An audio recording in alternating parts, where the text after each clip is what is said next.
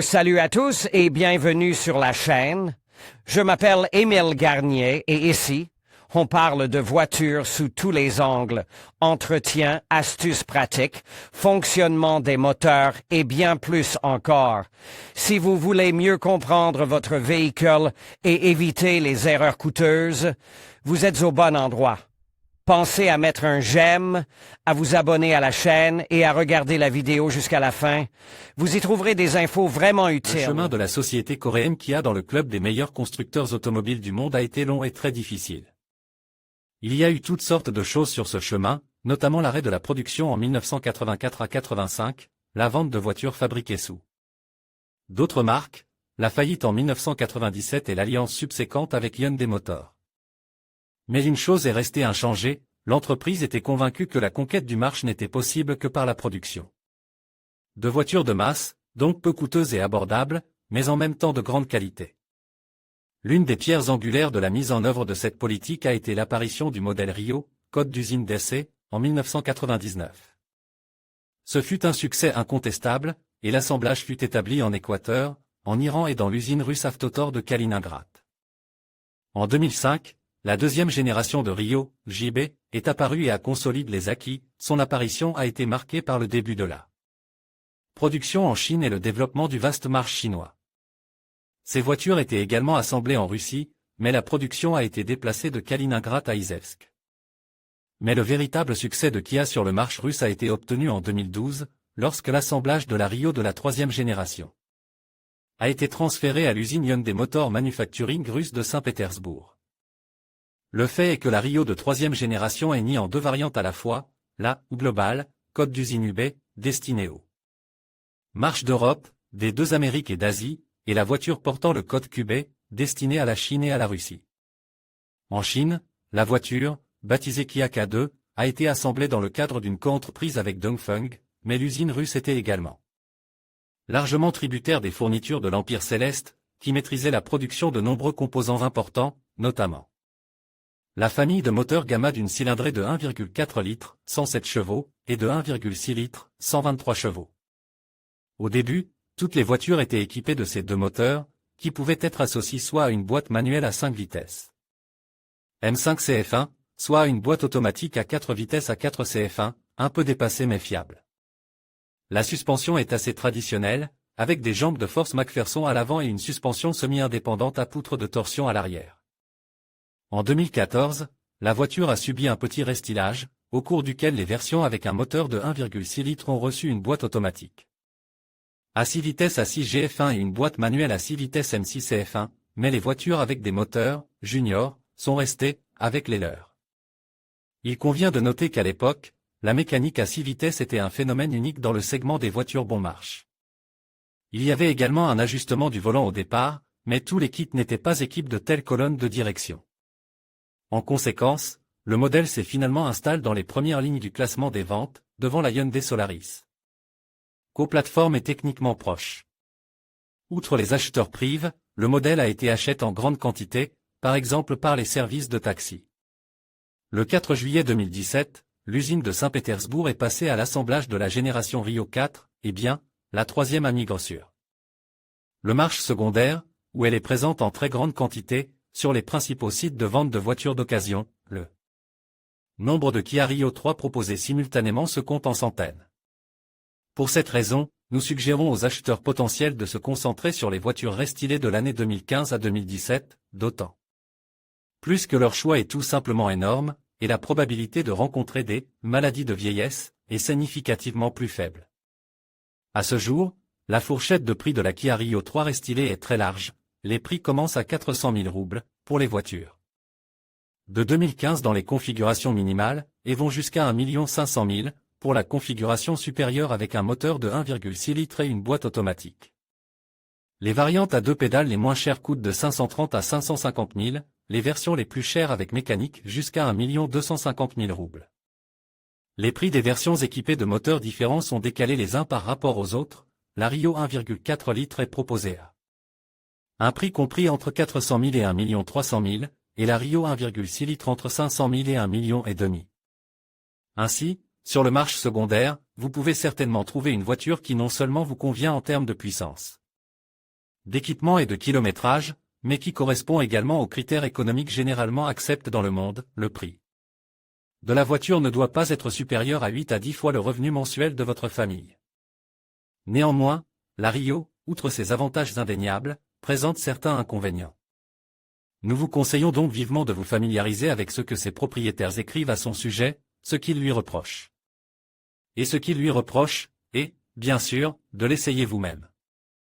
Si vous espérez qu'en achetant la Kia Rio vous obtiendrez la voiture de vos rêves, pour un prix qui n'est pas des plus élevés, alors, hélas, vos espoirs sont absolument vains. La Rio est une voiture avec certains inconvénients et des avantages assez sérieux, mais en même temps elle est absolument médiocre. Même des propriétaires satisfaits de leur voiture, fidèles au modèle et l'évaluant plus que positivement, écrivent franchement. Il n'y a pas et il n'y aura pas de caractéristiques géniales dans cette voiture, la voiture n'est pas une voiture, la Rio n'est pas une voiture. Strictement pour se déplacer d'un point A à un point B, la voiture permet de se déplacer plus ou moins confortablement, mais pas plus que cela. En général, si vous voulez du dynamisme, des émotions et du plaisir de conduire, ce n'est pas la voiture qu'il vous faut. La Rio se conduit tranquillement, accélérée en douceur, le mode vitesse n'est pas difficile à observer, il n'est pas nécessaire de suivre constamment le compteur de vitesse. Il ne sera pas possible de conduire une telle voiture, et est-ce nécessaire? Quelqu'un doute des capacités dynamiques du modèle, même avec un moteur de 123 chevaux, elle n'avance pas, ni d'un endroit, ni d'un mouvement, surtout d'un mouvement, juste une charrette morte, bien que la boîte automatique ne soit pas mal réglée. En bref, c'est juste une voiture pour rouler à fond sur la voie de droite sans chercher à faire quelque chose, quelqu'un pense que il n'y a pas de problème particulier pour doubler les camions sur l'autoroute, mais la voiture n'est pas disposée à faire des manœuvres audacieuses. Ceux pour qui le prestige est l'une des priorités ne devraient pas non plus choisir Rio, ils ne le respectent pas du tout sur la route. Et ce sont des auges tellement rouillés qu'on ne sait pas comment ils conduisent encore. Il est clair que nous ne parlons pas des auges elles-mêmes, mais de leurs conducteurs. En parlant de prestige. Parmi les auteurs d'avis sur la Kia Rio, il y en a un certain nombre qui sont passés à ces voitures à partir de voitures de classe supérieure, y compris de marques haut de gamme, ou qui les possèdent en parallèle. En règle générale, les raisons d'une telle rétrogradation se situent sur le plan purement économique, ils avaient besoin d'argent pour construire une maison de vacances, réparer un appartement, faire des affaires. Parfois, une telle transition est assez douloureuse. Même si la voiture précédente appartenait au segment C et des marques de masse, et les auteurs de ces commentaires conseillent aux acheteurs potentiels de ne pas en attendre trop, une voiture moderne de classe économique, ni plus, ni moins. Si vous voulez plus, achetez la classe supérieure, mais vous devrez gagner plus d'argent. Car le « sans voiture » a aussi ses avantages. Par exemple, il existe un vaste choix de variantes sur le marché secondaire, de la plus simple à la plus richement équipée. La liquidité de Rio ne pose pas non plus de problème, ce qui en fait une bonne option anti-crise temporaire, le réseau regorge d'histoires du style achète pour 550 et revendu pour 600 en 2 ans, en quelques jours. Les propriétaires aiment spéculer sur les personnes à qui ils conseilleraient d'acheter une telle voiture. Ils citent les conducteurs débutants, les jeunes familles, les familles aux revenus modestes, les retraites fatigues de la vanité. Mais il n'y avait et il n'y a toujours pas de personnes ayant des ambitions de conduite dans le public cible de la Rio. L'évaluation subjective de l'apparence joue toujours un rôle très important dans le choix d'une voiture, même dans les cas où l'acheteur potentiel se considérait comme un expert et discute avec assurance de la tenue de route, du réglage des suspensions, des rapports de transmission et d'autres details techniques. Et lorsqu'il y a 2 modèles sur le marché avec pratiquement la même dotation technique, construits sur une plateforme et équipe de moteurs et de boîtes identiques, toute cette perception subjective passe tout simplement au premier plan, et ici c'est vraiment chacun pour soi, quelqu'un aime les lignes douces et quelque chose de fluide le long des côtes, et quelqu'un aime la rigueur presque européenne. En fait, de nombreux auteurs de commentaires sur l'internet notent l'apparence de la Kia Rio 3 dans les plus essentiels, assez joli, design européen solide, belle vue arrière, avant et latérale, qu'il aime, mais je l'aime. Look strict, pas comme Hyundai. Séparément, les auteurs des critiques notent la présence de DHO, de belles optiques lenticulaires et de jolis feux arrière. Kia Rio 2015 à 2017 parallèlement, les dimensions correspondent parfaitement au statut de citadine, il est plus facile pour une voiture compacte de se faufiler dans la foule des embouteillages urbains, il est plus facile de lui trouver une place de stationnement. Et tout cela est très pertinent dans les mégapoles, et tout simplement dans les grandes villes, dans 90% des situations, il n'y a pas de problème de stationnement, la voiture est petite comme une mouche, elle se gare partout sans problème, et vous pouvez la laisser où vous voulez et qui en a besoin. En effet, les marques Kia et Hyundai sont désormais en tête du classement de l'aptitude au détournement, mais la Rio reste loin du top 10. D'ailleurs, les propriétaires approuvent non seulement le design extérieur, mais aussi le design intérieur, je les aime tous deux. Suite, tout est confortable, pour les gens, élégamment à la mode et jeune, tout à l'intérieur est également très agréable. Même les details de l'équipement intérieur sont plus appréciés que dans le cas de la Hyundai Solaris, dans la Rio, tous les boutons sont très agréables, comme s'il était un peu grand et pratique, presse doucement, contrairement, par exemple, à ceux de la Solaris. Là, ils sont petits, avec un creux, comme s'il fallait les presser uniquement avec le petit doigt, en l'enfonçant dans ce trou. Mais le fait que l'intérieur soit qualifié de « joli » ne signifie pas qu'il sera confortable pour tous les conducteurs. Tout d'abord, de nombreuses personnes se plaignent du coussin trop court du siège du conducteur. Deuxièmement, le profil des sièges fait l'objet d'un grand nombre de plaintes, le soutien du siège n'est pas très bon. La section lombaire est mal soutenue, le soutien latéral est sans valeur, sièges inconfortables, même en ville, c'est difficile. Avec un faible kilométrage. Profil malchanceux, coussin court, pas de soutien lombaire. Troisièmement, dans de nombreux commentaires, les auteurs mentionnent une ligne de toit trop basse, ils disent qu'il ne sera pas très pratique pour tous ceux qui ont une taille supérieure à 175 cm d'entrée et de sortir de la voiture. Quatrièmement, des questions se posent sur l'ergonomie de base, c'est-à-dire sur l'emplacement mutuel du volant, du siège du conducteur. Et des pédales, il n'a pas été facile de se mettre à l'aise au volant de la Rio. D'une part, le volant est réglable sur deux plans, et le siège de haut en bas, mais il y a une certaine incohérence entre l'emplacement des pédales, du volant et du siège, quelle que soit la façon dont on le règle, on a le sentiment qu'il suffit de s'habituer à l'une des combinaisons, mais c'est pour s'y habituer, pas pour se sentir à l'aise. Et après tout, le volant n'est pas réglable dans tous les ensembles complets. Les propriétaires critiquent également l'espace de la deuxième rangée, à une hauteur de 180 à 185 cm, on ne peut pas du tout s'asseoir derrière soi, et, en général, on est trop à l'étroit derrière, si le passager avant et le conducteur s'assoient confortablement. Et pas avec les jambes à angle droit. Pour les enfants, c'est normal, mais il y a quelques problèmes ici aussi. Par exemple, les fixations isofixes pour les sièges d'enfants à Rio sont conçues de telle sorte que les crochets situent quelque part dans les entrailles entre le dossier vertical et le dossier horizontal ne sont tout simplement pas visibles, et pour enclencher les fixations d'un siège, il est nécessaire de regarder avec un doigt où se trouvent ces crochets, puis de s'obstiner à y enfoncer les barreaux d'un siège d'enfant. En clair, ce n'est pas très pratique. D'une manière générale, certains ont envie de dire, il n'est pas conçu pour voyager confortablement avec des cargaisons surdimensionnées. Des passagers de plus de 2 personnes ou pour rouler sur une distance de plus de 1000 km à la fois. Enfin, le plastique. Presque tout le monde reconnaît qu'il est très beau, mais il ne devient pas moins dur. En conséquence, sous l'effet de la chaleur, il peut commencer à dégager une odeur phénolique désagréable, et les plaintes concernant le plastique odorant dans les nouvelles voitures en général ont été nombreuses, c'est tout d'abord le cas.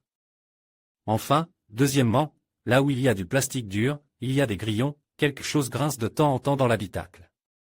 Par sensation, il s'agit de panneaux en plastique derrière les sièges arrière qui frottent contre le verre, les grillons sont apparus littéralement au bout de 10 jours. Quelque part dans la torpille et dans la colonne de direction. Ils ne se réveillent pas toujours, mais souvent. Et je conduis sur de bonnes routes. Les grillons m'agacent parfois, l'un ou l'autre se réveille. Dans presque tous les commentaires, les auteurs notent à quel point la Kia Rio est performante pendant la saison froide. Tout d'abord, le système de climatisation fonctionne bien, l'intérieur se réchauffe très rapidement. Deuxièmement, les propriétaires apprécient beaucoup un ensemble des options chaudes, dont les kits supérieurs sont équipés par défaut. Et qui peuvent être commandés en supplément pour les autres, tout ce qui peut être chauffé chauffe. Tout ce qui peut être chauffé. Le chauffage des sièges fonctionne parfaitement. Même le chauffage d'une zone de repos des essuie-glaces mérite une estimation assez positive, le chauffage d'une zone de repos. Des essuie-glaces pendant que vous réchauffez la voiture, ils dégèlent, et les propriétaires de kits complets avec chauffage. De tout le pare-brise et à tous écrivent à leur sujet avec plaisir, chauffage d'un pare-brise après une pluie verglaçante parfaitement sauve. Et, bien sûr, presque tous les commentaires mentionnent le volant chauffant, parce que Kia a été l'une des premières marques à équiper les voitures du segment budgétaire avec cette option. Même les détracteurs acharnes du modèle, pour qui, comme ils le disent, il n'a pas fait l'affaire, admettent que, la seule chose que j'ai aimé, c'est le volant chauffant, la seule chose que j'ai aimé, c'est le volant chauffant. Naturellement, cette fonction est également notée par les auteurs d'avis purement positifs, le volant chauffant est cool, mes amis. Même sur l'Audi Q5, ne l'ont pas. Avec l'arrivée du froid, cela fait déjà une semaine que je profite du volant chauffant. Mais dans presque tous les commentaires, même les plus favorables, on peut lire des plaintes concernant le bruit dans l'habitacle. Une voiture très bruyante, les arches, le soubassement, le toit et le moteur sont bruyants, on a vraiment l'impression que quelque chose ne va pas, grondement, cliquetis, bourdonnement. Si vous conduisez sous une pluie battante, vous avez les oreilles qui explosent, l'isolation phonique? Elle est pratiquement inexistante. Quand on roule sur l'autoroute ou en ville, on a l'impression que la porte est ouverte, vous l'avez déjà remarqué? Bien entendu, tout le monde n'est pas aussi pointilleux sur ce point.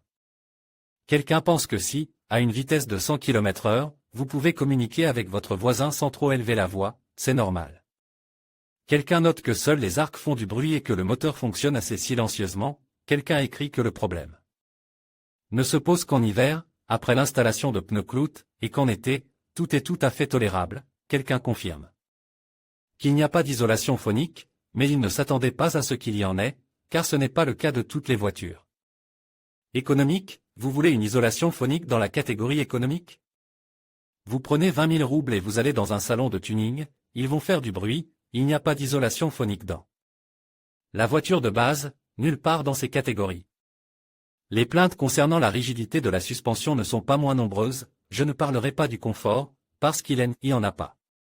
Tout, même les petites bosses, vous les sentez avec votre place molle, la suspension est très rigide, elle se casse même sur les petits trous, vous conduisez et vous vous cognez les dents. Si vous avez des problèmes de calcium, vos dents s'effriteront régulièrement, rigides? Oui. Sur les petites bosses, on peut encore vivre, sur une route en parfait état, on peut flotter, mais sur une mauvaise route, on commence déjà à avoir des problèmes, la suspension est souvent percée, le 5e point demande souvent à être épargne. Et ce ne sont pas seulement ceux qui ont voulu passer du volant de la Rio à celui d'une voiture de classe supérieure qui se plaignent. Les sensations agréables de la direction ne sont possibles que sur un asphalte plat, après grand A, la suspension est tout simplement écrasante, elle est un peu raide, plus des pannes à chaque trou moyen. Il était beaucoup plus doux sur le neuf. En conséquence, les propriétaires qui doivent régulièrement conduire sur des routes dégradées et non pavées ne sont pas très satisfaits.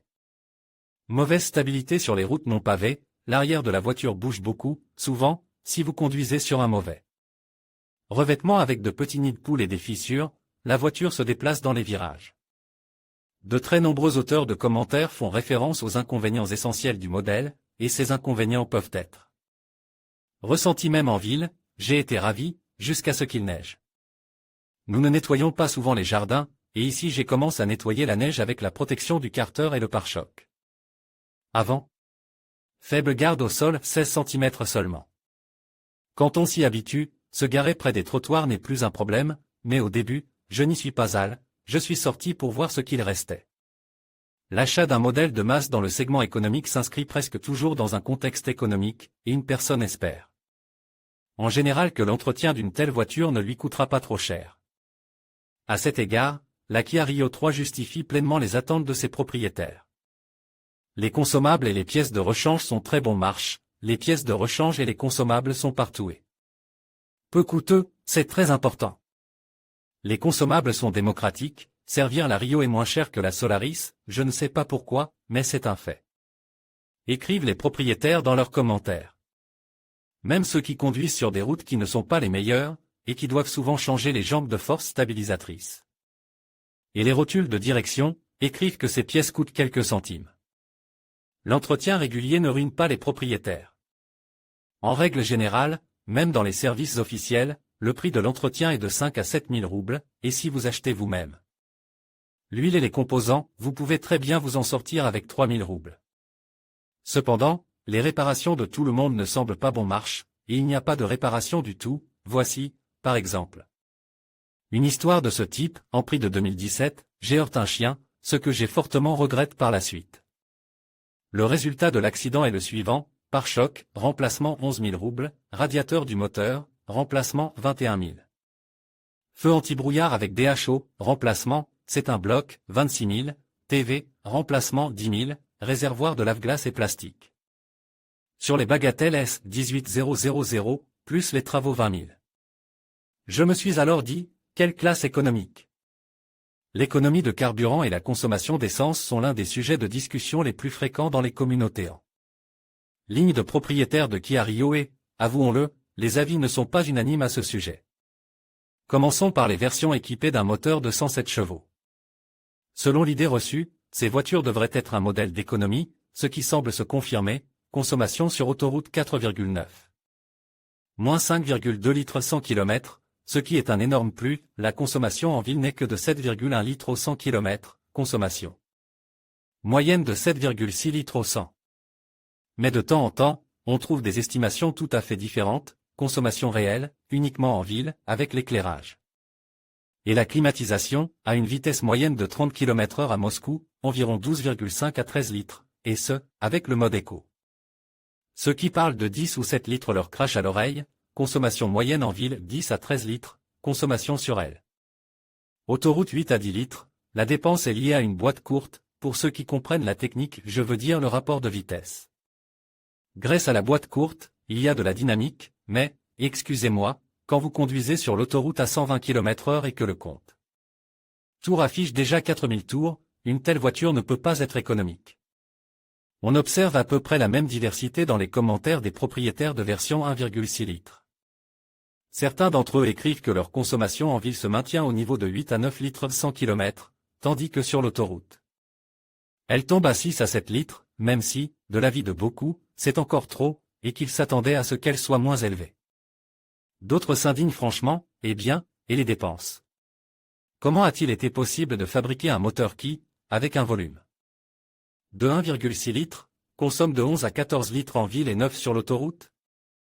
Je ne jugerai pas qui a raison ici et quelle est la raison principale de la consommation élevée, certaines caractéristiques techniques de voitures spécifiques ou simplement un style de conduite agressif, pour lequel la Kia Rio n'est tout simplement pas conçue. La Kia Rio est devenue un marche de masse précisément parce qu'elle a été achetée comme voiture familiale. Une voiture familiale se doit tout simplement d'être pratique, et être pratique signifie avoir un coffre grand et volumineux, et sûr. Ce point il est possible d'établir un ordre complet. Bien que dans de nombreux commentaires les auteurs qualifient le coffre d'« énorme », il est en fait juste assez grand, 480 litres. De volume utile permettent vraiment beaucoup, nous sommes allés à la fois dans les bois et à la pêche, il contient tout.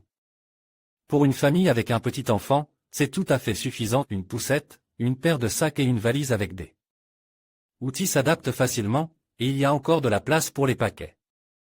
Les propriétaires remarquent le couvercle parfaitement équilibré, facile à ouvrir et à fermer, une niche pour une roue de secours de taille normale, ainsi que la présence de bandes velcro sur les côtes, qui peuvent être utilisées pour fixer des récipients contenant des liquides techniques. Mais le plus important est que les sièges arrière peuvent être rabattus, au moins complètement, au moins dans le rapport 40/60, ce qui permet de charger dans le coffre des bagages de 3,5 mètres de long.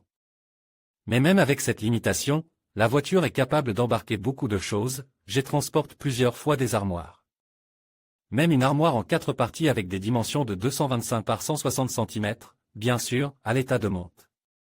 Pourtant, il ne faut pas surestimer la capacité de l'intérieur et du coffre de la Kia Rio 3, et ce n'est pas un hasard si de nombreux auteurs de commentaires expliquent qu'ils ont vendu cette voiture uniquement parce que pour une famille nombreuse et des voyages réguliers à la Dacia, il fallait une voiture plus grande. L'un des propriétaires s'est exprimé ainsi à propos d'une place dans un salon: si vous êtes un fan de l'accordéon à fond dans la voiture, ce n'est certainement pas votre cas. Mais si vous avez juste besoin de rouler confortablement du point A au point B, c'est la bonne chose à faire. Dans leurs commentaires, la grande majorité des propriétaires de Kia Rio 3 qualifient cette voiture de « purement urbaine ». D'ailleurs, pas seulement urbaine, mais urbaine idéale, une citadine idéale. La vitesse, l'accélération, la largeur, le stationnement, la consommation de carburant, tout est super. Il y a, certes, quelques inconvénients, par exemple, les rapports courts d'une boîte de vitesse à 6 rapports obligent à tirer constamment sur le levier, mais, convenez-en, ce sont déjà des broutilles, d'autant que la moitié des ventes s'est faite sur des versions à 2 pédales. Mais dans notre vie, la seule voiture d'une famille, en règle générale, parvient rarement à passer tout le temps qui lui est imparti. Dans les limites d'une seule ville. Il faut partir en vacances en famille, rendre visite à des proches. En principe, la Rio s'en accommode très bien. Mais, et c'est là que se trouve le plus gros « mais ». La principale revendication des propriétaires de la Rio 3 n'est pas le meilleur comportement sur l'autoroute. Tout d'abord, la voiture n'a pas toujours assez de puissance et d'élan pour effectuer des dépassements en toute confiance, surtout à pleine charge, lorsque la voiture est chargée de 4 passagers, elle accélérait plutôt tristement, sur l'autoroute, elle effectue des dépassements en toute confiance, mais seulement lorsque vous êtes 1 ou 2. Lorsque l'on voyage avec 4 personnes, on ressent déjà un manque de force et il faut être plus attentif. Mais l'essentiel n'est même pas là. L'essentiel, ce sont les plaintes courantes concernant une forte diminution de la stabilité de la trajectoire à des vitesses supérieures à 100 à 120 km/h. Sur ce point, les propriétaires sont littéralement unanimes, vous n'irez pas au-delà de 110, parce que la poutre, et la voiture, commence à faire des embardées sur toute la piste. Il faut constamment la rattraper pour qu'elle ne s'envole pas dans un fosse, à une vitesse de 120 à 130 km/h, la voiture décollait pratiquement et commence à chercher une route, vous commencez à comprendre sur quoi vous allez, et vous réduisez la vitesse, 100 km/h normalement, 110 normalement, mais un peu plus tard, je commence à attraper une route, j'éblâme l'asphalte irrégulière. 130, la partie arrière commence à osciller, mais pas trop gravement, 140, la partie arrière commence à se dérober, si bien que j'y ai eu du mal à rester sur ma voie. De plus, pour retrouver un contrôle normal, il suffit de réduire la vitesse, à une vitesse supérieure à 105 à 110 km/h, le volant devient coton, le jeu est énorme, et si vous le tenez avec les mains, la voiture marche de gauche à droite. Mais il vaut la peine de réduire la vitesse à 90 à 100 km/h, tout se normalise, le volant devient plus rigide et le contrôle est clair. Et il n'y a pas beaucoup de déclarations de ce genre, mais très nombreuses. À cela s'ajoute la sensibilité au vent latéral, qui augmente fortement à grande vitesse, j'ai très peur du vent latéral, la voiture est projetée, une fois que j'ai été déplacé sur le côte sur un demi-mètre, voire 1 mètre, et sur la voie en sens inverse, c'est bien qu'il y avait une distance par rapport à la voie en sens inverse, et j'ai eu le temps de revenir. Mais le vent peut aussi avoir une origine artificielle, souffle par les camions. C'est inconfortable de rouler à plus de 110 km/h. Et rien n'aime pas les ornières longitudinales. En général, l'esprit collectif des propriétaires sur Internet s'accorde à dire que la vitesse maximale de conduite confiante et confortable sur l'autoroute est de 110 à 120 km/h, plus vite c'est déjà effrayant. Toutes ces circonstances, les propriétaires les résument ainsi, la Rio est une bonne voiture de ville, mais interurbaine seulement selon le code de la route. Si vous êtes un fan de la conduite agressive, si vous aimez vous sentir en confiance sur l'autoroute, si vous conduisez constamment une voiture chargée, cette option n'est évidemment pas pour vous. Eh bien, le principal avantage de Kia Rio 3 propriétaires considère la fiabilité et sans prétention de ce modèle. Dans un grand nombre de commentaires, il est possible de trouver une mention que pendant toutes les années de possession de toute panne grave n'a pas été, et toutes les dépenses ont été réduites à l'entretien programme avec le remplacement de l'huile et des filtres. Et si nécessaire au remplacement des courroies, bougies, ampoules, barres stabilisatrices et les articulations de la direction. Aujourd'hui, j'étais au diagnostic, les techniciens l'ont regardé, l'ont senti, l'ont tripoté et m'ont dit, rentre chez toi.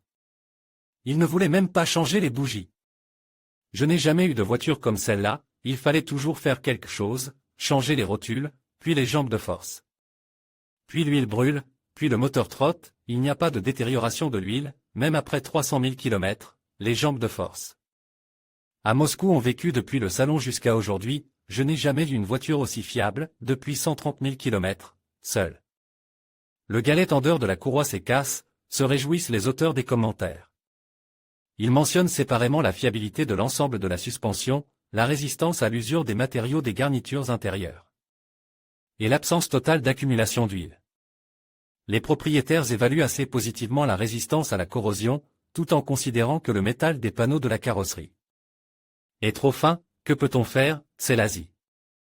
La peinture est étonnamment résistante, bien qu'il soit devenu courant de maudire la peinture utilisée pour recouvrir la carrosserie des voitures modernes. En général, bien sûr, il y a des éclats, mais, depuis 3 ans, ils n'ont même pas commencé à rouiller. Parmi les problèmes graves, nous ne pouvons en mentionner qu'un, qui était plus typique des Kia Rio des éditions précédentes, le conduit d'échappement des moteurs Gamma était équipé d'un convertisseur catalytique plutôt bon marche, qui pouvait être détruit, principalement en raison du remplissage avec de l'essence de mauvaise qualité. Des miettes de céramique et de la poussière pénétraient dans les cylindres, ce qui entraînait la formation de rayures sur leurs parois. Cela entraînait une consommation d'huile et, dans les situations les plus critiques, le moteur pouvait s'enrayer. En son temps, Kia change les moteurs sous garantie dans de tels cas, mais même aujourd'hui, il est souhaitable d'inspecter les cylindres à la recherche de rayures, et certains proposent une solution radicale classique, couper le convertisseur catalytique, insérer un arrête-flamme et refaire le flash de l'écu pour l'Euro 2. En général, couper sans attendre la péritonite. Cependant, un grand nombre de propriétaires estiment que ces craintes ne sont pas trop fondées et que des mesures aussi radicales sont superflues.